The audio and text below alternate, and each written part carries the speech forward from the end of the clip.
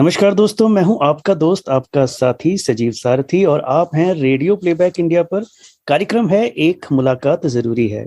दोस्तों, आज की जो जरूरी मुलाकात है वो होने जा रही है फिल्म और टीवी के मशहूर अभिनेता संदीप यादव जी से। संदीप जी जो हैं, जिन इन्हें आपने भाभी जी घर पर हैं सीरियल में जरूर देखा होगा। गाना गाकर सब्जी बेचने वाले जो किरदार इन्होंने निभाया है वो मेरे ख्याल से बहुत ही लोकप्रिय है। और इसके अलावा आपने इन्हें बहुत सारी फिल्मों में देखा होगा, लाइक पीपली लाइव, बटाला हाउस और थप्पड़ जैसी फिल्मों में बहुत इनका काम सराहनीय रहा है। तो संदीप जी जो हैं आज हमारे साथ हैं, सॉरी, अपने जो फिल्मी सफर का जो दास्तान है वो हमसे शेयर करने वाले हैं। तो संदीप जी, बहुत बहुत स्वागत है आपका रेडियो प्लेबैक इंडिया पर। बहुत बहुत धन्यवाद सर। बड़ी खुशी है कि आज आपसे बात करने का मौका मिल रहा है। जी, खुशी और सौभाग्य तो हमारा है संदीप जी। तो संदीप जी, हम इस कार्यक्रम में यूजली कोशिश ये करते हैं कि जो आर्टिस्ट है उसकी जो जर्नी रही है शुरू से लेके अभी तक का जो उनका सफर रहा है उस पर हम लोग विस्तार से चर्चा करते हैं। तो जहाँ तक आपका सवाल है, आपने एक अपने स्कूल में एक रामायण का एक शो किया था, रामलीला करी थी, जिसमें आपने शायद लक्ष्मण का रोल किया था। वहां से आपकी अभिनय में रुचि जागृत हुई थी। लेकिन उसके बाद का सफर कैसा रहा? क्योंकि एक छोटे से गांव से निकल कर मुंबई में आना और वहां पे अपनी एक जगह बनाना वो आसान तो नहीं होता। तो वो जर्नी जो है वो मैं जानना चाहूंगा कि किस तरह से आपने ये तो सोचा कि आपको अभिनय में जाना है, लेकिन उसको प्रोसीड आपने कैसे किया? अपने जो सपने को साकार करने के लिए प्रयत्न कैसे आपने स्टार्ट किया? ये सर थोड़ा मुश्किल भरा काम था, क्योंकि मैं जिस बैकग्राउंड से आता हूँ वो जी बिल्कुल टिपिकल मिडिल क्लास और रूढ़िवादी परिवार है कि जी जी जी। पढ़ाई लिखाई करो और सरकारी नौकरी मिल जाए, बस इससे बड़ा परम सौभाग्य उस परिवार के लिए कुछ नहीं होता रहता। जी। तो ऐसे परिवार से एक लड़का जो फिल्म अभिनेता या अभिनय की तरफ रुझान रखता है, उसका हम्म। सोच लेना भी अपने आप में एक महापाप जैसा हो जाता है उस परिवार जी के जी लिए। जी। तो वो पाप मैंने किया था, और जिसकी सजा फिर मुझे घर वालों ने चुन चुन के दी कि भाई इसकी इस चीज पे रोक लगाओ, उस चीज पे रोक लगाओ, लोगों से मिलने मत दो, बाहर मत जाने दो, चुपचाप पढ़ाई करे। हम्म। लेकिन वो जो अभिनेता अंदर या कला जो थी वो कहीं ना कहीं झलकती रहती थी, दिखती रहती थी, और जबरदस्त पढ़ाई का प्रेशर हम्म। सबने मेरे पे डाला। हम्म। और फिर मेरे फादर की पोस्टिंग थी नैनीताल में, जो इस समय उधम सिंह नगर है। तो अच्छा। मेरा बचपन तो लखनऊ में बीता। उसके बाद घर वालों ने पिताजी के पास भेज दिया कि इसको वहां ले जाइए, तो जरा हम्म। ये यहाँ हम्म। से दूर होगा तो सुधरेगा। लेकिन उन्हें अच्छा। ये पता नहीं था कि वो मेरी किस्मत जिस तरफ मुझे ले जा रही थी, उन्होंने इस तरफ ही मेरा सहयोग कर दिया है। हाँ। और वहां पर एक रामलीला कमेटी थी, जो पिताजी का सरकारी विभाग था, उन लोगों की कॉलोनी थी, और वहाँ एक कमेटी थी। जी। तो इत्तेफाक है कि मैं शाम को रिहर्सल रामलीला जो होती थी उसमें जाया करता। हम्म। और जो लड़का लक्ष्मण का रोल कर रहा था, उसकी हम्म। तबीयत खराब हो गई उन दिनों। तो अच्छा। जो डायरेक्टर थे उन्होंने मुझे कहा कि भाई ये लड़का भी उसी एज ग्रुप का है और वैसा ही दिख रहा है, तो क्यों हम्म। ना इससे पढ़वा के देखें। हम्म। तो रामलीला के संवाद कठिन हिंदी में होते थे, और मेरी परवरिश चूंकि गांव की है, गांव में मैंने रामायण अच्छे से पढ़ी है, और श्लोक मुझे याद थे, कंठस्थ थे, हिंदी मेरी अच्छी थी। जी तो जी। उसका असर ये हुआ कि वो डायरेक्टर साहब बड़े इम्प्रेस हुए। उन्होंने कहा भाई तुम ही करो। अब पिताजी की मजबूरी हो गई कि अब सबके सामने, डिपार्टमेंट के लोगों के सामने कैसे मना कर। तो उन्होंने कहा चलो यार कर लो, लेकिन घर पे किसी को बताना नहीं, अच्छा। लखनऊ खबर ना हो। तो वहां से सर शुरुआत होती है। मैं पहली बार रामलीला में अभिनय करता हूँ, और पहली बार पे ही मुझे बेस्ट एक्टर का अवार्ड दे दिया जाता है। अच्छा अच्छा। फिर मैं ओके। पिताजी को कन्विंस करता हूँ कि देखिए ये चीज कहीं ना कहीं मेरे अंदर है, और इसी वजह से ये हुआ है। हम्म। तो इसके बाद का सफर फिर आगे, जब 10th और 12th करता हूँ, तो पढ़ाई में बिल्कुल अच्छा नहीं था, मैं फेल हो गया हम्म। 12th में। और फिर पिताजी को लगा कि भाई अभी बड़ी, और वहां से फिर सर मेरे पास कोई ऑप्शन नहीं था कि मैं क्या पढ़ाई करूं, मैं कहाँ जाऊं, किस हम्म। तरफ अपना रुझान लेके जाऊं। हम्म। तो मैं वापस लखनऊ लौटता हूँ, और भारतेंदु नाट्य अकादमी में एक थिएटर वर्कशॉप के बाद जब पता चलता है, मैं वहां जाता हूँ। उस अच्छा। वर्कशॉप में मेरा सिलेक्शन हो जाता है, उसके बाद फिर थिएटर का सफर शुरू होता है। तो लखनऊ में काफी समय तक थिएटर करने के बाद फिर मुझे एक स्कॉलरशिप मिलती है स्टिक मैक के ग्रुप की, और मैं हबीब तनवीर साहब के पास बतौर एक्टर जाता हूँ, और वहाँ कुछ समय रहता हूँ, और मेरा काम उनको अच्छा लगता है। फिर वो कहते हैं तुम रेपेट्री कंपनी में चाहो हमारी, तो नाटक कंपनी जो है उसको ज्वाइन कर लूँ। तो मैं बतौर अभिनेता वहां मुझे एक नौकरी मिल जाती है। मैं 4-5 साल एज एन एक्टर नौकरी करता हूँ, जिसमें मुझे पूरा देश भर में घूमने का मौका, नाटक करने का मौका मिल रहा है। मुझे लगता है बस यही जीवन है, इससे बढ़िया कुछ जीवन में और कुछ होता नहीं कि हर शाम को आप मतलब वो जो थिएटर का समय था उसको आपने काफी एंजॉय किया, मतलब वो आपके लिए लगता था बहुत एंजॉय किया। हाँ हाँ। और मुझे तो लगता था कि मेरे जैसे और फैमिली के लोग हैं, भाई हैं, वो लोग बहुत ज्यादा लखनऊ से बाहर गए नहीं है, या बहुत गए तो काम से गए, अगले दिन लौट आए। लेकिन मेरा ये सौभाग्य है की वजह से ही मुझे देश भर में जगह जगह अलग अलग मंचों पर नाटक करने का मौका, घूमने का मौका, लोगों से मिलने का मौका, इंटरेक्ट करने का मौका, देश को देखने समझने का मौका वो मिला। और इसके बाद से फिर मुंबई का सफर शुरू होता है। हाँ, लेकिन संदीप जी मैं ये जानना चाहूंगा कि एक जैसे आप बता रहे हैं कि एक जिस सेटअप से आप निकले हैं वहां पे एक एक्टर बनने का सोचना तो काफी डिफिकल्टी था, लेकिन क्या चीज थी जो आपको इंस्पायर किया? मतलब आपने कोई फिल्म देखी या आपने किसी एक्टर का काम देखा जिसने आपको इंस्पायर किया कि हाँ मुझे भी ये काम करना है? ऐसा कभी कुछ हुआ कि आपने कोई फिल्म देखी हो या कोई खास आपका एक्टर रहा हो जिसको आप फॉलो करते थे? मैंने किसी एक्टर को तो फॉलो नहीं किया। मुझे उस समय के जितने भी एक्टर्स थे, जो फिल्में थी वो देख लेता था रूटीन में, फिल्में अच्छी लगती थी। कोई मेरा आइडियल जैसा एक्टर नहीं रहा कि जिसके एक्टिंग को देख के मुझे लगता था कि मुझे ऐसा बनना है। अच्छा, मतलब सिनेमा वगैरह था आपके गांव में, आप वहां पे जाके देखते थे, बाकी लोग भी सिनेमा देखते होंगे वहां पे, मतलब है ना उस तरह से? हाँ हाँ, हमारे गांव के जो लोग हैं उनकी पसंद तो मिथुन चक्रवर्ती की फिल्में हैं, अच्छा, सनी हाँ देओल की फिल्में हैं, जी जी या इस टाइप का जो टिपिकल मसाला फिल्में थी हाँ हाँ वही फिल्में रही हैं। हाँ तो वही फिल्में मैं भी देखता था। हाँ तो मुझे उस समय बहुत अच्छी भी लगती थी, बहुत मजा भी हाँ आता था। लेकिन थोड़ा सा जब समझ आई तो फिर मैंने मनोज वाजपेयी के काम को देखना शुरू किया, इरफान खान के काम को देखना शुरू किया, फिर नसीर साहब का काम, अनुपम खेर साहब का काम, इन लोगों के काम मुझे समझ में आते थे कि यार ऐसा कुछ, परेश रावल जी का काम, लगता था ये एक्टिंग है। कि एक एक्टर का मतलब ये नहीं है कि आप सिर्फ एक विलन बन गए तो आप वही हैं, या आप कॉमेडी करते हैं तो आप कॉमेडी हैं। ये वो स्टाइल एक्टर में सब करते हैं और कमाल के डूब के करते हैं। तो फिर धीरे धीरे मैं शुरू से ही, ऐसा नहीं है कि ये समझ मेरी बहुत बाद में आई, शुरू से मुझे लगता था कि एक्टर वो है, अभिनेता उस तरह का मुझे बनना है जो सब कुछ करना जानता हो, वो एक जैसा अभिनेता नहीं बनना है। जो थिएटर का एक्सपीरियंस रहा आपका उसने आपको जो अंदर का अभिनेता था उसको मांझ दिया अच्छे से, ऐसा कह सकते हैं? हाँ, बहुत बहुत बहुत मदद की। और मैंने जो इस नाटक से मैं सबसे ज्यादा प्रभावित हुआ हूँ वो हबीब तनवीर साहब का नाटक एक आगरा बाजार है। आगरा बाजार मैंने लखनऊ में देखा था। और वो जिस तरह से सारे एक्टर्स स्टेज पे आके उन्होंने परफॉर्मेंस की, उसमें डांस, म्यूजिक और अभिनय, ऐसी मुझे एक्टिंग करनी, ऐसा मुझे कोई गुरु चाहिए जो मुझे इस तरह का बनाए। तो वहां से हबीब साहब के प्रति जगह, और मैंने कहा मुझे उनके पास जाना है। तो फिर किस्मत से 1 साल के अंदर ही मुझे स्कॉलरशिप मिल गई और मैं उनके पास गया। तो वहां जाके मुझे लगता है कि सब मेरा नजरिया अभिनय के प्रति, थिएटर के प्रति, नाटक साहित्य के प्रति काफी बदला कि अभिनय क्या है, कैसे। मतलब हम उससे पहले जो करते रहे, मुझे लगा कि वो बहुत ओवर एक्टिंग होती थी, या जैसा हम नौटंकी में करते थे कुछ उस तरह का था। तो हबीब साहब के साथ रह के तमाम एक्सपेरिमेंट्स हुए, बहुत सारे प्रयोगवादी थिएटर उनके साथ करने का मौका मिला। तो वो एक सब बड़ा मतलब मील का पत्थर रहा मेरे लिए। तो जैसे अभिनेता होते हैं वो कई तरह के मेथड्स अपनाते हैं, जैसे कुछ मेथड एक्टिंग करते हैं, कुछ किरदार को मतलब उसके जो हाव भाव है उसको समझ के चीजों को करते हैं। आपका क्या तरीका रहता है? जैसे मान लीजिए आपको कोई रोल मिला तो उसकी प्रिपरेशन आप किस तरह से करते हैं? बिल्कुल सर, मेरा मतलब मेथड एक्टर ही मुझे कह सकते हैं मैं हूँ। और दूसरे लोग जो मेरा काम देखते हैं वो कहते हैं कि हाँ आप यही हैं। लेकिन मेरा ये मानना है कि किसी भी किरदार को करने में सिर्फ आपकी आवाज थोड़ी सी कट रही है संदीप जी। अगर कोई किरदार मिलता है तो मैं पहले स्क्रिप्ट पढ़ता हूँ। हाँ सर, आवाज आ रही है? हाँ अब आ रही है सर। हाँ जी जी। तो मुझे जब कोई किरदार मिलता है तो मैं स्क्रिप्ट को मतलब 20-30 बार पढ़ डालता हूँ, 40 बार पढ़ डालता हूँ। अच्छा हाँ। जो मैं चीजें हैं, कोई कभी मैं उस किरदार के आसपास मिलते जुलते किसी व्यक्ति से कभी मिला हूँ तो वो मेरे दिमाग में नहीं बैठा रहता। तो मुझे आदत है, हाँ यार ऐसा तो मैं कहीं देखा है। तो फिर वापस कोशिश करता हूँ कि उससे मिलूं, क्या उसको वापस ढूंढ सकता हूँ।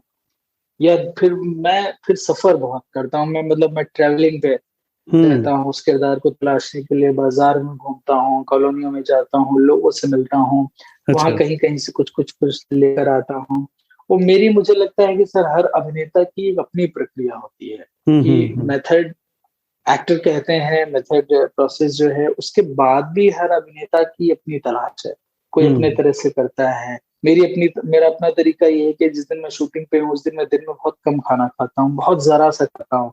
मुझे अच्छा। लगता है कि मैं ज्यादा खाना खा लूंगा तो फिर मैं पता नहीं क्यों कैरेक्टर में नहीं रह पाऊंगा। अजीब सा, हम्म। ये एक नई हम्म। विचित्र सी चीज है ये बात में किसी को हम्म। जी जी। इसका क्या लेना देना है। तो मैंने कहा नहीं, बहुत लेना देना है। और हम्म। मेरे नाटक से पहले या सीन से पहले मैं कुछ आराम करना चाहता हूँ, तब मुझे लगता है कि मैं कैरेक्टर में हूँ। तो एक कह सकते हैं वो मेरा एक अपना मेथड है, और वो हम्म। मेथड कई बार बड़ा वियर्ड भी होता है, कई बार लोगों को बड़ा मजा भी आता है, और हम्म। कई बार वो बड़ा रोचक भी हो जाता है। जी। तो पीपली लाइव आपकी पहली फिल्म रही, तो वो फिल्म जो है उसमें काफी सारे बड़े बड़े एक्टर थे, लाइक नवाजुद्दीन थे, रघुवीर यादव थे, तो काफी बड़ा क्रू जो था, और डायरेक्टर बहुत उसके कमाल के थे, प्रोड्यूसर बहुत कमाल के थे, तो ये इतने बड़े क्रू के साथ काम करना पहली फिल्म में, तो कैसा अनुभव रहा पीपली लाइव का, बताइए कुछ। बहुत अच्छा अनुभव रहा सर। इसमें मजे की बात ये थी कि उन दिनों हम लोग पूरी तरह से थिएटर में एक्टिव थे। मैं भोपाल में हम्म। रहता था अभी तनवीर साहब के ग्रुप में, हम्म। और हम लोग 2006 में मुंबई में नेहरू सेंटर में हमारा एक नाटक हुआ था, राज रक्त। तो ओके। वो आमिर खान सब देखने आए थे वो नाटक। अच्छा अच्छा। तो उन्होंने देखा कि ये तो थिएटर एक्टर्स, अमूमन ये कहा जाता है कि थोड़ी लाउड परफॉर्मेंस करते हैं, लेकिन हम्म। उन्होंने देखा कि थिएटर एक्टर्स इतना कमाल, बड़ी रियलिस्टिक एक्टिंग कर रहे हैं और स्टेज पर इतने सहज हैं। तो हम्म। बाद में जब वो हम लोगों से मिलने के लिए आए तो उन्होंने ये बात कही कि अरे आप लोग स्टेज पे इतने नेचुरल कैसे रह लेते हैं। हम्म। तो हमें लगा कि अच्छा, इसका मतलब हम लोग ठीक ठाक काम करते हैं और उन्होंने अभी साहब से कहा कि सर मेरा बड़ा मन है कि कभी कोई ऐसा मौका मिले कि आपके एक्ट्रेस के साथ हम एक फिल्म बनाएं। अच्छा। तो उसी दौरान अनुषा रिजवी जो इस फिल्म की डायरेक्टर थी, जी जी। उन्होंने एक स्क्रिप्ट आमिर खान को सुनाई, शायद उसके कुछ दिनों के बाद ही। और आमिर खान ने कहा कि क्यों ना इसकी शूटिंग हम लोग एमपी में करें, कहीं या किसी गांव, एक मतलब वो फिल्म हम्म। की कहानी ही ऐसी थी कि गांव हम्म। चाहिए था। हम्म। तो आमिर खान को याद था कि हबीब तनवीर साहब का थिएटर ग्रुप है, उसके एक्टर्स को इसमें आप लीजिए, क्योंकि जिस तरह की हम्म। कास्ट है इसमें वो लोग फिट होंगे। अच्छा। तो पूरी एक टीम आती है भोपाल, वो हमारा ऑडिशन लेती है। पहली बार मैंने ऑडिशन प्रोसेस, प्रक्रिया को जाना समझा, हम्म। और फिर हम लोग सेलेक्ट होते हैं, फिर फिल्म की रिहर्सल, रीडिंग और शूटिंग शुरू होती है। तो वो हमारे लिए बिल्कुल ऐसा था, क्योंकि उसमें हमारे थिएटर के ही ज्यादातर एक्टर्स थे, हम्म। और बाकी नवाज भाई भी थे, रघुवीर यादव जी थे। हम्म। तो ये लोग जिनके काम को पहले देखा था, हम्म। तो मुझे भी मजा आ रहा था कि इनके बीच काम करने का मिल रहा है। तो हम्म। वो बहुत ही, मतलब मजेदार अनुभव इस लिहाज में भी रहा था कि कहीं से भी ये नहीं लगता था कि वो बम्बई वाले एक्टर हैं या फिल्म के हम्म। एक्टर्स हैं हम्म। और वो हम थिएटर एक्टर्स हैं। बिल्कुल ऐसा नहीं था, ऐसा लगता था ये एक नाटक मंडली है, हम लोग दिन भर बैठे रहते हैं, अचानक कैमरा हम्म। लगता है, वही वाला सीन कर लेते हैं, अच्छा ये हम्म। वो सीन कर लेते हैं। तो बहुत खेलते खेलते और हंसते गाते वो फिल्म शूट हो गई। हम्म। तो अमूमन जैसे मुंबई को लेकर एक्टर्स के मन में, खासकर थिएटर एक्टर्स के मन में एक डर सा बना रहता है कि पता नहीं हम्म। कैसे होता है, क्या होता है। तो हम्म। वो ऐसी फिल्म थी जिसने मुझे बड़ा रिलैक्स कर दिया कि नहीं, अगर आपको काम आता है तो आपको अपना क्राफ्ट पता है, तो आप हर जगह धीरे से एंटर कर जाएंगे और वहां पे सहजता से अपनी जगह बना लें। जी संदीप तो जी, वो ऐसा भी फिल्म, कहा जाता है कि जो थिएटर में जो एक्टिंग का तरीका होता है, जैसे आपने बताया कि थोड़ा लाउड रहता है, और फिल्मों का एकदम अलग तरीका का रहता है, तो आपने तो दोनों जगह पे बहुत अच्छा काम किया, लंबे समय तक काम किया है। आपके लिए ये कुछ ऐसा डिफरेंट लगा आपको, कि बहुत ज्यादा डिफरेंट हो, या आप बहुत इजीली सहज रूप से दोनों दोनों अच्छे से कर लेते हैं? नहीं सर, थोड़ा सा डिफिकल्ट है।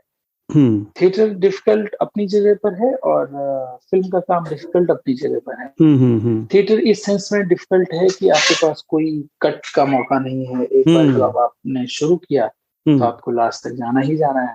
तो वो उस लिहाज से मुश्किल है कि आप प्रॉपर पूरा प्रिपेयर रहें, 1.5 महीने की हम्म। रिहर्सल हो, 2 महीने की रिहर्सल हो, हम्म। और कहीं ना कहीं आपके जहन में ये बात तो रहती ही है कि यहाँ पे कैमरा नहीं है, बड़ा हॉल है, मुझे दूर तक अपनी बात भी पहुंचानी है, दूर तक लोग मेरे एक्सप्रेशन, हाँ तो मेरा थोड़ा मूड भी देखें, हम्म समझे, तो थोड़ा आप लाउड हो ही जाते हैं जी जी स्टेज पे। जी हम्म वो शायद रिक्वायरमेंट है, थिएटर की है, हम्म दर्शकों की भी है।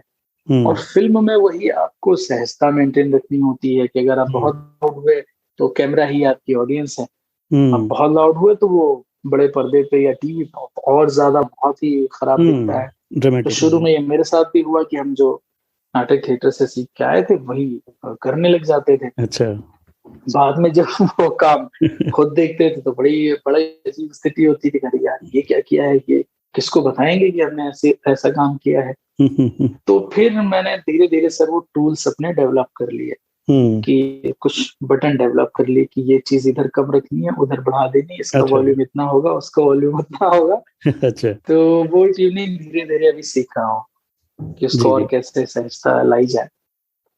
हाँ मतलब फिल्मों की और बात है करें तो लेकिन आपका दोनों चीजें अपनी मुश्किल।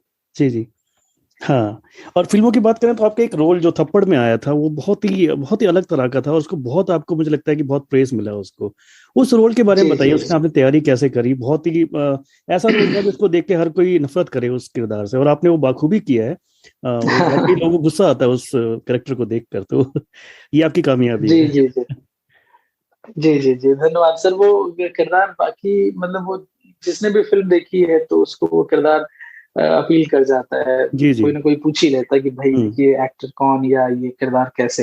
हम्म तो इसकी भी बड़ी दिलचस्प कहानी है सर। इसके जी ऑडिशंस बहुत सारे हुए और एक्टर नहीं मिल रहा था अनुभव सिन्हा जी को, जो मुझे बताया गया। फिर हम्म मेरा भी ऑडिशन हुआ हम्म और मेरा 2-3 बार ऑडिशन हुआ तो कहीं ना कहीं से, हाँ ये ठीक ठाक किरदार के आसपास है।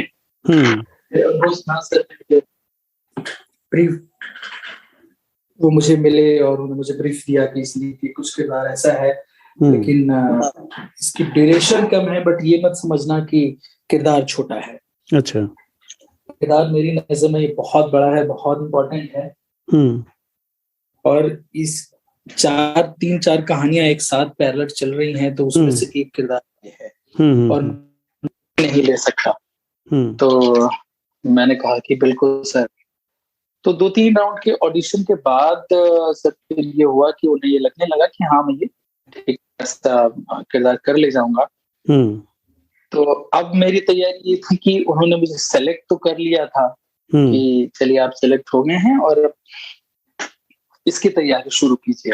हम्म तो मेरे पास पूरी स्क्रिप्ट भेजी गई, पूरा ब्रीफ दिया गया। तो मैंने अपनी तैयारी शुरू की। मुझे लगा कि एक आदमी जो अपनी बीवी के पैसों पर रहता है, शराब हम्म पीता है, अपनी बीवी हम्म से अहंकार भी दिखाता है, उसकी हम्म किसी बात को सुनना नहीं चाहता, हम्म तो सबसे पहले तो वो गंदा संदा रहता होगा, फिजिकल हम्म अपीयरेंस उसकी ये होगी, गंदा संदा रहता होगा। हम्म तो मैंने एक तैयारी शुरू की कि मैं 20-22 दिन मैंने तय किया कि मैं नहीं नहाऊंगा आज से लेकर जब तक फिल्म की शूटिंग नहीं है, ताकि अच्छा मैं गंदा गंदा अच्छा लगूं। हाँ हाँ तो मैंने नहाना छोड़ दिया। मैं बस ब्रश व्रश करता था, मुंह धो लेता था, बाकी सारा शरीर बाल बाल वैसे ही रहे। हम्म दाढ़ी वाड़ी सर अपनी खुद बढ़ती गई सबकी, मतलब मेकअप नहीं करूंगा, नेचुरल रहूंगा। और हम्म फिर उसकी कैरेक्टर की तलाश मैंने शुरू की, कुछ इस तरह के लोगों से मिलना शुरू किया हम्म जो शाम को अक्सर जो देसी शराब के ठेके होते हैं वहां बैठे हम्म मिल जाते हैं। हम्म वहीं आसपास मैंने भी घूमना घामना शुरू किया कि उनकी थोड़ी बॉडी लैंग्वेज पकड़े अच्छा कि वो कैसे रहते हैं, कैसे हम्म दिखते हैं। हम्म फिर मेरे एक दोस्त हैं जिनके घर पे एक मेड थी जिसको मैंने कभी देखा था, और उसका जो हस्बैंड था वो कुछ उसी एटीट्यूड में रहता था कि वो अपनी वाइफ को, काम वाली जो नौकरानी थी उसको कैसे डील करता है, कैसे हैंडल करता है। तो थोड़ा बहुत मैंने उसको ऑब्जर्व अच्छा करना शुरू किया हम्म और धीरे धीरे फिर वही कि आप उस मेथड को फॉलो करते हैं, आप अपने को फील भी करते हैं कि नहीं आप हम्म जो किरदार कर रहे हैं वो आप हैं, अगर आप ऐसे होंगे तो कैसे बिहेव करेंगे, क्या होगा। हम्म तो फिर पता नहीं कैसे कैसे धीरे धीरे उस किरदार को थोड़ा बहुत मैंने पकड़ना शुरू किया। बाकी मैं सेट पे सर कई दिनों पहले से जाता था अच्छा ताकि जो लड़की मेरी वाइफ रोल कर रही थी उससे थोड़ी हम्म ट्यूनिंग हो, उससे बातचीत करूं, हम्म बैठूं, चाय पीऊं, समझूं और उसको बताऊं कि देखो मैं तुम्हारा हस्बैंड का कैरेक्टर प्ले कर रहा हूँ। हम्म तो एक उससे सहजता भी बनाई। जी जी जी वो सहजता जो है उसने भी मुझे बहुत हेल्प की। और फिर कुछ दिनों के बाद मैंने अपनी बातचीत में वो एटीट्यूड लाना शुरू किया, नॉर्मली उससे बात करना। जब मैं सेट पे जाके उससे मिलता था तो मैंने कहा देखो ये मेरे तैयारी का हिस्सा है, मैं बातचीत करेंगे, हम लोग साथ में बैठेंगे, चाय वाय पियेंगे, कॉफी पियेंगे, और मैं धीरे धीरे यहीं से चाहता हूँ कि तुम्हें मेरे अंदर वो एटीट्यूड दिखना शुरू हो कि यार ये डोमिनेटिंग नेचर का एक आदमी है। तो वो वहां से सर शुरू हुआ। और बाकी डायरेक्टर पूरा कंट्रीब्यूशन है मेरा। हमेशा मानना है, बहुत सारे एक्टर्स मुझसे इस बात को चिढ़ भी जाते हैं और कहते हैं कि यार तुम सारा क्रेडिट डायरेक्टर को देना चाहते हो, एक्टर कुछ होता ही नहीं है क्या? तो मैंने कहा भाई मैं तो यही मानता हूँ कि एक्टर वाकई में कुछ नहीं होता है, और उसकी वजह सिर्फ ये है अगर डायरेक्टर एक्टर को सहूलियत दे देता है कि इतनी पिच है, इतना मैदान है, ये सारी टूल्स मैंने आपको दे दिया, अब आप प्ले करो, खेलो, तो वो एक्टर खेल सकता है। और जो डायरेक्टर्स एक्टर पे चढ़ जाते हैं, हावी हो जाते हैं, या बहुत इंस्ट्रक्शंस दे डालते हैं, तो फिर वो एक्टर मैकेनिकल हो जाता है और उसे लगता है यार किसी तरह से लाइंस बोलो, किसी तरह से सीन खत्म करो और अपना भागो। उसमें से अगर कुछ अच्छा लग गया तो ठीक है, अगर नहीं तो नहीं लगा तो फिर। तो मैंने कहा मैं तो सारा क्रेडिट अनुभव सिन्हा को देता हूँ, क्योंकि उन्होंने कहा। और जिस दिन से सीन शूट हो रहा था तो मैं सेट पे गया, मेरे पास सारी सुविधाएं थी, वैनिटी और जो भी चीजें सेट पे मिलती हैं, मैंने कुछ ली नहीं। मैंने कहा कि मैं एक पेड़ के नीचे कुर्सी डाल के बैठा हूँ सर, और जब भी मेरा सीन शुरू हो मुझे बताइएगा, मैं आ जाऊंगा। तो वो सुबह से ही कॉस्ट्यूम में रहना और उसी तरह से घूमना उमना, सेट के इर्द गिर्द आसपास लोग तो मुझे समझते थे कौन आ गया है, ये कहाँ से आते हैं, कौन ये वैसे टाइप का। और फिर सब जब उसकी शूटिंग शुरू हुई तो अनुभव सर ने बोला कि संदीप कोई घबराने की बात नहीं है, तुम इस प्रेशर में मत आना कि मेरे पास और सीन करने हैं तो जल्दी खत्म करो, सीन में बहुत टाइम लग रहा है, आज पूरी रात सिर्फ यही सीन करना है और कोई काम नहीं है मेरे पास। तो मैंने कहा सर मैं ये पहले से तैयार होके नहीं आया हूँ कि बहुत ये कर दूंगा वो कर दूंगा। मैंने कहा नेचुरली सर जो होता जाएगा मुझे लगता है वो खूबसूरत बनेगा, और नहीं फिर वो मैकेनिकल हुआ तो मजा। तो उन्होंने कहा हाँ तुम करो।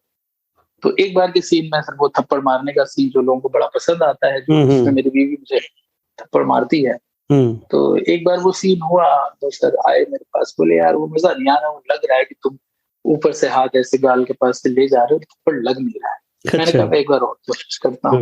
मैंने एक बार और कोशिश की, फिर मुझे खुद लगा कि बहुत आर्टिफिशियल हो रहा है। मैं सर के पास गया, मैंने कहा सर मेरे दिमाग में एक आइडिया आ रहा है, मुझे लग रहा है कि मैं तो इस समय नशे में हूँ और ये हूँ, मुझे तो कुछ सेंस है नहीं और मुझे अपनी बीवी को थप्पड़ मारना ही है। तो मैंने कहा कि मैं अपनी को एक्टर को रेडी कर लूंगा, मैं इसको एक असली में थप्पड़ मार देता हूँ। अच्छा।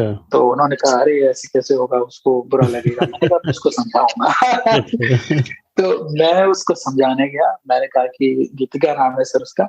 मैंने बोला कि गीतिका देखो तुम्हारे पास पूरी फिल्म है 2-2.5 घंटे की, और मेरे पास हार्डली ये 2-2.5 मिनट पूरी फिल्म में शायद मैं दिखूंगा। तो अगर तुम मुझे ये सपोर्ट कर दो तो ये अच्छा है, मैं पहले तुम्हें एक थप्पड़ मारूंगा और फिर तुम कुछ जवाब दोगी, मैं फिर और गुस्सा होकर एक मारूंगा, फिर तुम कुछ कहोगे, फिर मैं एक और मारूंगा, तो 3-4 हार्डली मैं मार पाऊंगा।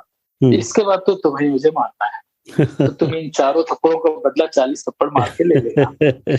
तो उसने कहा कि चलो ठीक है ये भी करके देख लेते हैं। और फिर उसमें वो जो हमारे डीओपी है शौमिक, उन्होंने बहुत हेल्प की। बहुत छोटा सा एरिया था, तो मैंने कहा सर मैं ऐसे ऐसे कुछ करूंगा, ये मारूंगा, उधर जाएगी तो मुझे मारेगी, मैं गिरूंगा, तो आपको कुछ दिक्कत तो नहीं? उन्होंने कहा नहीं आप सीन परफॉर्म करिए और हम कैमरा में देख लेंगे, आप टेंशन मत लो। मैं इसलिए सर हमेशा कहता हूँ कि आपके टेक्नीशियंस, आपके डायरेक्टर्स एक्टर की परफॉर्मेंस को ग्रो करने में बहुत हेल्प करते हैं। जी जी जी। अगर वो मुझे प्रेशर डाल देते कि नहीं यहाँ पे तो लाइट है, यहाँ तो थर्माकोल है, यहाँ तो कैमरा है, कैसे आप करो, तो शायद मैं नहीं कर पाता।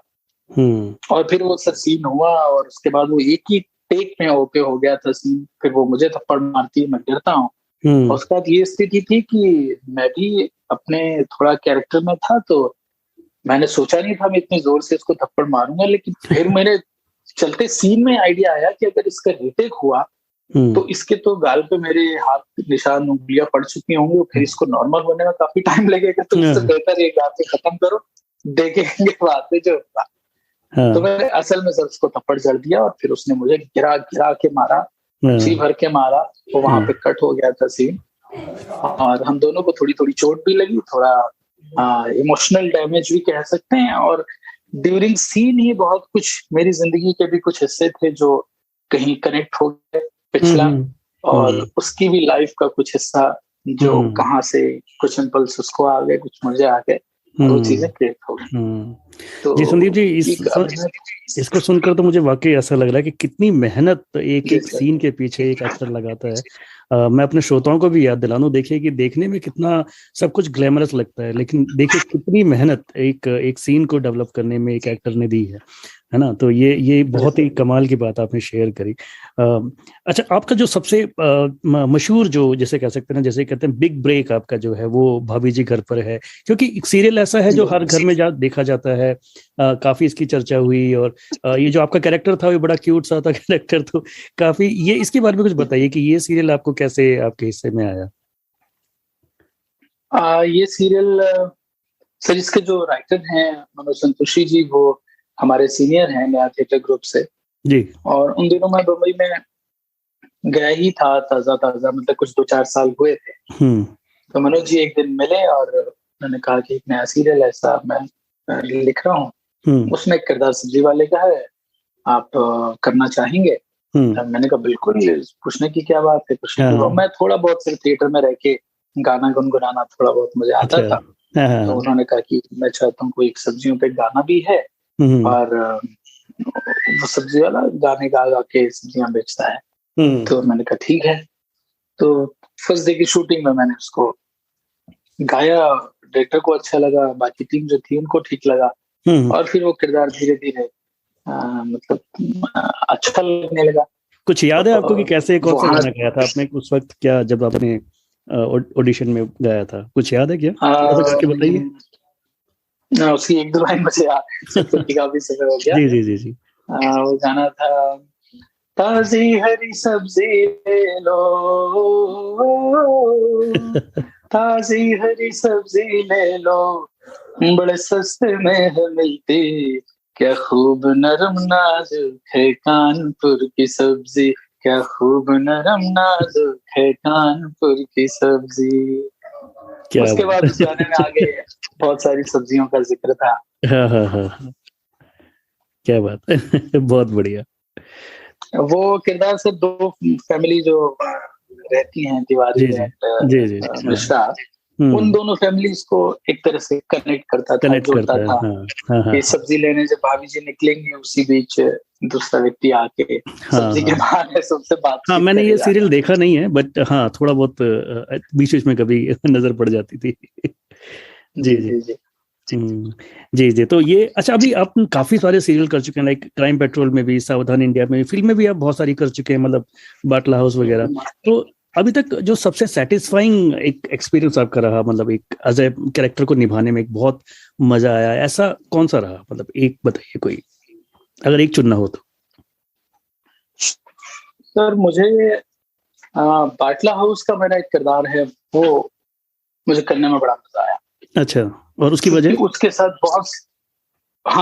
साथ चूंकि सर बहुत सारी वजह जुड़ी हैं कि अच्छा, बम्बई में रहने के बाद एक 3-4 साल का समय मेरी लाइफ पे ऐसा आया था, बल्कि 2-3 साल कह सकते हैं, जब मेरे पास कोई काम नहीं था, मैं बड़ा बुरे दौर से गुजर रहा था, पता नहीं क्या था। अच्छा। उससे पहले मैं ठीक ठाक काम टीवी में कर चुका था, तमाम टीवी सीरियल्स किए थे, फिर अचानक से पता नहीं क्या हुआ, कोई काम नहीं है, मैं ऑफिस जा रहा हूँ, चक्कर लगा रहा हूँ, कास्टिंग डायरेक्टर से मिल रहा हूँ, बता रहा हूँ, कोई काम ही नहीं दे रहा है। तो मैंने फिर सोचा कि कुछ दिनों के लिए मैं अपने घर चला जाता हूँ। तो लगभग मैंने अपना बोरिया बिस्तर पैक करके सब कुछ छोड़ के और लखनऊ आ गया था। और उसी के बाद सर ये फिल्म बाटला हाउस का जो किरदार है निजामपुर का मंत्री, वो मुझे मिला। अच्छा। और उन दिनों मेरा पूरा कॉन्फिडेंस हिला हुआ था कि मतलब मुझे मेरा मन ही भर गया था, एक्टिंग से भी, मुंबई से भी, फिल्म इंडस्ट्री से भी। यार हो गया बस। अच्छा। लगभग कह सकते हैं कि मैं मान रहा था कि अब ये चैप्टर खत्म हो गया, कुछ और करना पड़ेगा। ओके। तो उसी दौरान इस फिल्म का ऑडिशन होता है। मैं ऑडिशन देने नॉर्मली चला जाता हूँ, किसी ने बोला है तो मैंने कहा चलो चले जाते हैं। चला गया। निखिल अडवाणी इसके डायरेक्टर थे जी। और उन्होंने कहा यार ये कौन है, तो बड़ा कमाल से कुछ कर रहा है, मुझे नहीं पता कि आप कमाल क्या कर रहे होते हैं और क्या चीज डायरेक्टर को पसंद आ जाती है। अच्छा, हाँ। फिर वो सोल के लिए मैं सेलेक्ट होता हूँ, उसकी शूटिंग लखनऊ में ही हुई थी। तो अच्छा। मेरा वो मंच से एक भाषण है, मैं लोगों को संबोधित कर रहा हूँ, दिल्ली पुलिस के खिलाफ भड़का रहा हूँ, स्पीच दे रहा हूँ। तो मैं उस समय इतना मेरे मन में ये चल रहा था कि नहीं, अपने आप को प्रूफ करना बहुत जरूरी है। किसी को लगे नहीं यार संदीप रोल तो मेरे लिए साबित ही नहीं कर पाए। तो जितने भी टेक होते थे, मैं हर टेक में उसी इंटेंसिटी, उसी मूड, उसी आवाज के साथ अपनी स्पीच देता था, चाहे वो मेरा क्लोज लगा हो ना लगा हो, किसी और का सीन चल रहा हो। तो वो जो शिद्दत थी उस कैरेक्टर को करने के प्रति, वो डायरेक्टर ने नोटिस की, वो जॉन अब्राहम ने नोटिस की, और फिर ये लोग मेरे पास आए। उन्होंने कहा कि भाई कहाँ थे तुम इतने दिनों, कहाँ छुपे बैठे थे, क्या था यार, कितना प्यारा कर रहे हो। फिर मेरा जॉन अब्राहम के साथ में एक और सीन है, तो उसमें जब उनसे मेरी बहस चल रही होती है, मैं उनको धमका रहा होता हूँ, तो अचानक से जॉन अपनी लाइन भूल गए।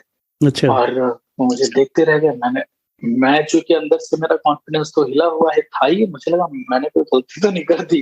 तो मैंने कहा सर क्या मैं कुछ गलत कर दिया? उन्होंने कहा अरे नहीं यार, इतना कमाल कर गए आप, मुझे याद ही नहीं आया मुझे बोलना क्या।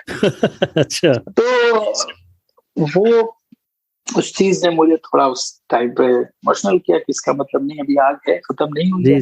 ये जो जिस तरह के लोग बोल रहे हैं कि नहीं भाई सही कर रहे हो जी, तो इसलिए सर वो फिल्म मेरे लिए, और वो किरदार फिर बाद में लोगों ने उसको बहुत सराहा भी, तमाम सारे मतलब पॉलिटिक्स में भी उस कैरेक्टर को बहुत सारे नेताओं ने बड़ा पसंद किया। अच्छा। गाहे बगाए से किसी ने ढूंढ ढांड के कहा यार वो कौन था मंत्री, उससे जरा बात कराओ, जानते हो क्या। अच्छा। तो इसलिए वो मुझे मजा आता है, वो कैरेक्टर मुझे बहुत पसंद है और उसकी हमेशा मैं बड़ी इज्जत कदर करता हूँ जी। तो निखिल अडवाणी जी का और जॉन अब्राहम साहब का भी शुक्रिया कि आपको वापस लेकर आए, कमबैक आपका करवाया 3 साल के बाद। तो मुझे लगता नहीं अदरवाइज हम लोग एक बहुत अच्छे एक्टर को देखने से वंचित रह जाते। बिल्कुल सर, इन दोनों लोगों का बहुत बड़ा योगदान है। और निखिल अडवाणी सर के प्रोडक्शन हाउस में तो मतलब जब भी कोई फिल्म बनती है और उन्हें लगता है कि मैं यहाँ पे हूँ तो फिर मैं, मतलब ऐसा उन लोगों का कहना है। और अभी मेरी 25 नवंबर को एक फिल्म दूसरी आ रही है जॉन अब्राहम के साथ। अच्छा। सत्यमेव जयते 2 उसका नाम है। जी जी जी जी। अच्छा, उसमें भी हैं आप? Right, okay. हाँ, उसमें भी मैं विलेन हूँ, तो अच्छा, जॉन के अपोजिट में ही हूँ। तो वो किरदार भी मुझे पूरी उम्मीद है लोगों को पसंद आएगा। कमाल है, वेरी गुड, बहुत बढ़िया। अच्छा, ये बताइए संदीप जी कि आजकल बहुत सारे वेब सीरीज और फिल्में जो हैं वो बॉम्बे या महानगरों से निकलकर गांव की कहानियों पर बन रही हैं। तो आपको लगता है कि ये ट्रेंड कितना इंस्पायरिंग है कि लोग जो छोटे शहरों के जो एक्टर हैं उनको भी मौका मिल रहा है, क्योंकि वो लुक अलाइक लगने चाहिए ना, मतलब कैरेक्टर के हिसाब से। तो काफी सारे इस तरह के एक्टरों को जो छोटे शहरों से आते हैं या गाँव से आते हैं तो उनको मौका मिल रहा है फिल्मों में। तो इस ट्रेंड को कैसे देख रहे हैं आप? सर ये बहुत अच्छा है और मैं ओटीटी प्लेटफॉर्म्स का तो बहुत शुक्रगुजार हूँ, क्योंकि ओटीटी की वजह से ये सारी चीजें शुरू हुई हैं, जहां पर स्टारडम और स्टार्स को लेकर जो फिल्में बनाने का कल्चर था वो थोड़ा ब्रेक हुआ है। और अब ओटीटी प्लेटफॉर्म पे छोटे शहरों की कहानियां, गांव कस्बों की कहानियां आ रही हैं, जिनमें हमारे टाइप के जो थिएटर एक्टर्स हैं या हमारे जैसे नॉर्मल कदकाठी और शक्ल सूरत वाले लोग हैं उनको जगह मिल रही है। आप देखिए कि कितने सारे नए नए एक्टर्स निकल के आ रहे हैं, हर सीरीज में कोई नया बिल्कुल एक्टर दिखता है, करिए इसको तो कभी देखा नहीं, ये कहाँ जी, वो सब बहुत अच्छा काम कर रहे हैं, मतलब मजे की बात ये है। और वो सब बहुत कमाल काम करते हैं। जी जी जी जी। तो ये इसको मैं बिल्कुल अच्छे से देख रहा हूँ कि बहुत अच्छी चीज है, बड़ी अच्छी शुरुआत है, और इस बहाने हमारे दर्शकों के पास नई नई कहानियां भी हैं, नई कहानियां देखने को मिल रही है। तो अमूमन वही टिपिकल की एक अमीर बाप की बेटी होगी और गरीब किसान का बेटा होगा या कुछ उसके आसपास। जी जी जी जी, बिल्कुल बिल्कुल, हाँ। अच्छा संदीप जी, कुछ छोटे छोटे सवाल जो भी आपके जहन में एकदम से आता है वो बताइएगा मुझे, ठीक है? कोई ऐसा ड्रीम रोल जो आप करना चाहते हैं, मतलब आपको लगता है कि जो आपके जो व्यक्तित्व है उसके ऊपर एकदम सटीक बैठता है। जैसे मान लीजिए कोई पुरानी फिल्म में, किसी भी फिल्म में आपने देखा हो कि वैसा रोल मुझे कुछ करने को मिले, तो ऐसा कोई ड्रीम रोल हो तो बताइए। एक फिल्म शूल है जिसमें मनोज वाजपेयी जी ने सिमर प्रताप सिंह का एक जी किरदार जी किया जी है। जी, क्या मेरा बात। वो उस तरह के किरदार करने का बड़ा मन है कि एक आदमी ईमानदार है और लेकिन उसे बड़ी परिस्थितियों से, सिस्टम से और परिवार के भावनात्मक चीजों से जूझना पड़ रहा है। उसके बीच वो अपने वजूद को कैसे बचा के रखता है, कैसे लड़ता है, फाइट करता है, वो किरदार मुझे बहुत पसंद है। बहुत बढ़िया, बहुत बढ़िया। वैसा कुछ करने का बहुत मन है। जी जी। अगर किसी की बायोपिक पे काम करना हो तो किसके बायोपिक पे आप करना चाहेंगे? सर मैंने अभी वीरप्पन की एक किताब पढ़ी है। अच्छा। वो के विजय कुमार करके एक IPS हैं जिन्होंने वीरप्पन का एनकाउंटर किया था। अच्छा। तो दक्षिण का मानसिंह नाम से वो किताब है। अच्छा। और वो पता नहीं उसमें मैं किरदार तो मेरा पसंदीदा कौन सा होगा, लेकिन उसको पढ़ने पे लगता है कि वीरप्पन बड़ा कैरेक्टर कमाल था। ओके। इतनी सारी चीजें उसके साथ जुड़ी हैं, इतने लेयर्स हैं, इतने किरदार हैं कि वीरप्पन सामने है और 10 मीटर या 50 मीटर की दूरी पर पुलिस के हथियार छूट जाते हैं उसको देख के ही। और उसके जो फैसले हैं, वो जो सोचता है, जिस तरह से दिमाग चलता है, तो वो बायोपिक सर मुझे वीरप्पन की बड़ी, मतलब एज एन एक्टर बड़ी वो करती है। अच्छा, अच्छा। इस पे काम होना चाहिए, ये बनना चाहिए। जी जी जी। संदीप जी, कोई ऐसा गाना जो हमेशा आपके साथ चलता है, मतलब उस गाने को आप हमेशा गुनगुनाते हो या गाते हो या सुनते हो कि आपको लगता है कि हाँ ये गाना मेरी लाइफ से कहीं ना कहीं जुड़ा हुआ है? एक गाना बताइए। मतलब मुझे सोच में पड़ गए। कल लास्ट डे होता है तो मुझे एक गाना बहुत याद आता है कि चलते चलते मेरे ये गीत याद रखना, कभी अलविदा मत कहना। क्या बात है। तो छोटी सी दुनिया के बीच हमें लगता है बहुत बार को हम बहुत सारे लोगों से टकराते हैं, मिलते हैं। तो मैं अच्छा, कोई ऐसी फिल्म जो आपको हमेशा से इंस्पायर करती रही है, जिसको आप रात के 2 बजे भी उठकर बैठकर देख सकते हैं, मतलब बहुत फेवरेट? उसमें सर कई मतलब मेरी सबसे ज्यादा फेवरेट फिल्म वैसे शूल ही है। उसके बाद मुझे पान सिंह तोमर बहुत पसंद है। ओके। मैं ये दोनों फिल्में कभी भी उठ के देख सकता हूँ और अक्सर मैं देख लेता हूँ बिकॉज ऑफ परफॉर्मेंस, एक्टर्स की परफॉर्मेंस की वजह से। जी जी जी। तो काफी इंटेंस किस्म की फिल्में आपको पसंद है, मुझे लगता है कि रोल भी आपको इस तरह के ज्यादा पसंद है। तो आपकी जो फिल्म आने वाली है, जब तक ये इंटरव्यू टेलीकास्ट हो जाएगा तब तक ये फिल्म आ चुकी होगी, उसके लिए भी आपको बहुत सारी शुभकामनाएं। और आने वाले समय में जो भी फिल्में आप करें, मुझे पूरा उम्मीद है कि उन सब फिल्मों में आप जो है एकदम जबरदस्त रोल करने वाले हैं और वो सब हम लोग देखना चाहेंगे, और उन सब के लिए आपको बहुत सारी शुभकामनाएं। तो संदीप जी, आपने इतना समय दिया, इतनी सारी बातें हमसे शेयर करी। हालांकि आपने, जैसे आपका पसंदीदा गाना है कभी अलविदा ना कहना, तो हम भी नहीं कहना चाहते हैं, लेकिन कुछ समय की मजबूरी भी रहती है। तो बहुत सारी शुभकामनाएं हमारी तरफ से, पूरी टीम की तरफ से। आप इसी तरह से अच्छा काम करते रहिए, और आपने जो समय दिया इसके लिए बहुत बहुत धन्यवाद। जाते जाते हमारे श्रोताओं के लिए कुछ अगर आप कहना चाहें, खासतौर पे जो ऐसे बच्चे जो छोटे कस्बों से, शहरों से आते हैं और वो एक्टिंग में आना चाहते हैं, उनके लिए कोई संदेश अगर आपका है तो आप प्लीज वो कन्वे करें।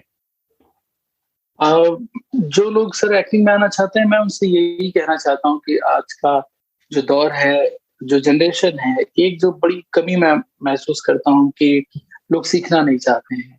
लोगों को ये लगता है कि बहुत डिजिटल चीजें हो गई हैं, हम सब देख लेंगे, हम सब सीख लेंगे, हम सब कर लेंगे। ये एक ऐसा माध्यम है, अभिनय एक ऐसा माध्यम है कि आपको सीखना ही पड़ेगा। आप तो पेट से सीख के नहीं आ सकते हैं, या आप रातों रात नहीं सीख सकते हैं। मैं अपने बारे में, मुझे कोई इस बात को लेकर कहने में झिझक नहीं है। मुझे जब भी कोई नया काम मिलता है, आप यकीन मानिए मैं इतना डरा घबराया रहता हूँ, मेरी हालत खराब रहती है कि पता नहीं कैसे होगा, कैसे इसको तैयार करें, कैसे परफॉर्म करें। फिर 1-2 दिन परफॉर्मेंस के बाद मैं धीरे धीरे नॉर्मल हो पाता हूँ। और हमने इतनी मुश्किलों से, इतने गुरुओं के साथ रह के सीखा, समझा, कोई बताता था, कोई नहीं बताता था, लेकिन निरंतर अभ्यास, लगातार प्रैक्टिस। और अमूमन होता ये है कि लोग ये नहीं देखते कि कोई कथक डांसर है तो वो कितनी प्रैक्टिस करता है, कोई सिंगर कितनी प्रैक्टिस करता है, कोई वादक कितनी प्रैक्टिस करता है। एक्टर्स को प्रैक्टिस मालूम ही नहीं है कि प्रैक्टिस क्या होती है। हम अपना रियाज क्यों नहीं करते? तो अगर कोई भी लोग एक्टिंग के फील्ड में आना चाहते हैं, उसको करियर बनाना चाहते हैं, तो अपने शहर के जो थिएटर ग्रुप्स हों वहां जुड़े, पहले नाटक करें, थिएटर करें, अभिनय को जाने समझें, अच्छी फिल्में देखें, अच्छा साहित्य जरूर पढ़ें, अच्छे एक्टर्स की बायोग्राफीज पढ़ें, और फिर धीरे धीरे अभिनय में ग्रो करें, रातों रात कुछ होगा नहीं, टाइम लगेगा। टाइम लगने के बाद फिर जो जब कभी भी अगर ऐसा ख्याल आए कि कई साल निकल गए, तो आप यकीन मानिए वो कई साल आप कई महीनों में कवर कर लेते हैं, हर तरह से, शौहरत से, पैसे पाके, अपनी फीस लेके। जी, जी। तो संदीप जी, मुझे तो ये लगता है कि जो भी व्यक्ति जिसके अंदर अगर एक्टिंग का जज़्बा एक बार आ जाता है तो वो निकलना बड़ा मुश्किल होता है और वो कभी शायद निकल भी नहीं पाता उस चीज़ से। तो हम भी चाहेंगे कभी भी आप दोबारा, जैसे अभी आपने एक बार बताया कि 3 साल तक आपने कर दिया चीज़ों को, तो वो कभी दौर कभी ना आए आपके जीवन में और कभी आप ऐसा सोचना भी मत, क्योंकि हम आपको बहुत सारे किरदारों में देखना चाहते हैं आने वाले समय में। तो संदीप जी, बहुत-बहुत एक धन्यवाद आपका इस अच्छी सी वार्ता के लिए। Thank you so much. बहुत बहुत धन्यवाद सर, बहुत अच्छा लगा आपसे बात करके, बहुत जी मजा Sandeep ji, thank you so much. नमस्कार, यह है radio playback India. Radio playback India, radio playback India.